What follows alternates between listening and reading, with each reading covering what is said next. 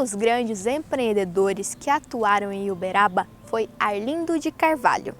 Arlindo foi comerciante, industriário e presidente da Associação Comercial na cidade.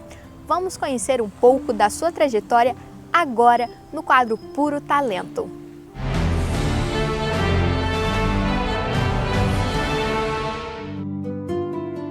Filho de Augusto de Carvalho e Flauzina Machado Barbosa, Arlindo de Carvalho nasceu em Igarapava, São Paulo, no dia 28 de novembro de 1903.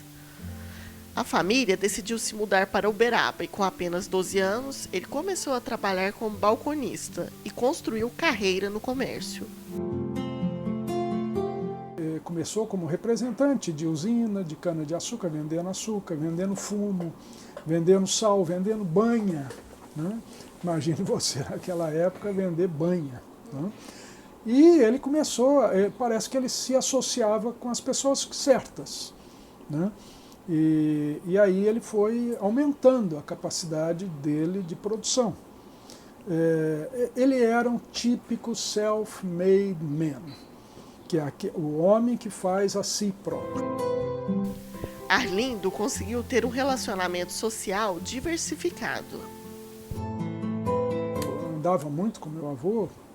Ele chegava em casas que às vezes não tinha calçamento, não tinha piso. Ele entrava pela cozinha fora, ia até o fogão de lenha, sempre tomava uma xícara de café, aquela coisa toda. E ao mesmo tempo, quando vinham políticos em Uberaba, quando vinham pessoas importantes aí do cenário nacional, ele recebia na casa dele para almoço, jantares, quer dizer, então ele era uma pessoa que ele tinha um trânsito muito bom, né, desde o mais simples até o mais, né, relevante da política nacional. Eu me lembro de nomes como, por exemplo, o governador Magalhães Pinto, eu me lembro de governador de São Paulo que vinha, eu me lembro de gerentes de bancos, donos de banco, que iam para a casa dele. O meu avô, ele tinha uma característica muito interessante, porque ele não usava a política, nunca usou a política como meio de trampolim para as coisas dele, né? Ele nunca negou a política e ele sempre recebia todos os políticos na casa dele. Tanto à direita como da esquerda. Então ele tinha esse bom trânsito e nunca fez da política um trampolim. Ele era um homem à frente do seu tempo. Participou da CIU, de onde chegou a ser presidente. Ele percebeu em algum momento da vida dele que a solução para Uberaba e para o Brasil era a indústria. E mais ainda, ele percebeu que a indústria não iria para frente, a indústria não iria se realizar como tal, quer dizer, nós não teríamos industrialização se nós não tivéssemos a eletricidade. Tá? Então, por exemplo, o que o meu pai dizia é que um dos embates do meu avô na associação comercial foi para a vinda da CEMIG para Uberaba. Arlindo se firmou como comerciante, fazendeiro e dono de imóveis. Ele também se tornou sócio da Companhia de Cimento de Ponte Alta. Então ele foi sócio de inúmeras iniciativas industriais, desde prego, mala, roupas, quer dizer, ele teve uma indústria de mala, ele teve uma indústria de prego, que era uma indústria siderúrgica. Ele foi sócio da indústria de cimento, da fábrica de cimento. Ele praticamente inaugura a fábrica de cimento. Ele era um sócio minoritário, ele tinha ações, né? Mas ele envolveu-se muito na fábrica de cimento. E então ele tinha ele teve duas fábricas de roupa, né? Fábrica de tecidos, quer dizer, fábrica de camisa. Ele tinha esse envolvimento industrial. O grande feito dele, além dos benefícios trazidos pela sua experiência para aquela diretoria, foi naturalmente duas coisas. Primeiro, a implantação da Casa de Carvalho. A Casa Carvalho foi um grande empreendimento ali em frente hoje, onde é o Hotel Tavareiros, em frente. E, em segundo lugar, o empenho que o Arlindo teve em trazer para Uberaba a Companhia de Cimento Portante Ponte Alta.